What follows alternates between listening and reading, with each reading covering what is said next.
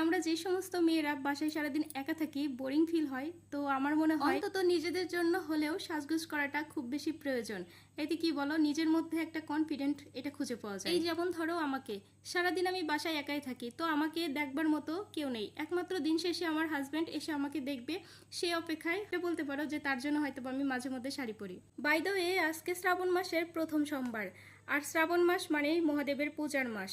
আর সবুজ রং মূলত দেবী পার্বতীর পছন্দের একটা রং, যেটা প্রকৃতির রং। আর স্বামী ও সংসারের মঙ্গলের জন্য মেয়েরা সাধারণত হাতে সবুজ রঙের চুড়ি পরে পুরো শ্রাবণ মাসটা জুড়ে মহাদেবের পূজা অর্চনা করে। এই যেমন ধরো ভেবেছিলাম আজকে যেহেতু সোমবার মহাদেবের পূজা, তো সবুজ রঙের একটা শাড়ি পরবো, হাতে সবুজ রঙের চুড়ি থাকবে।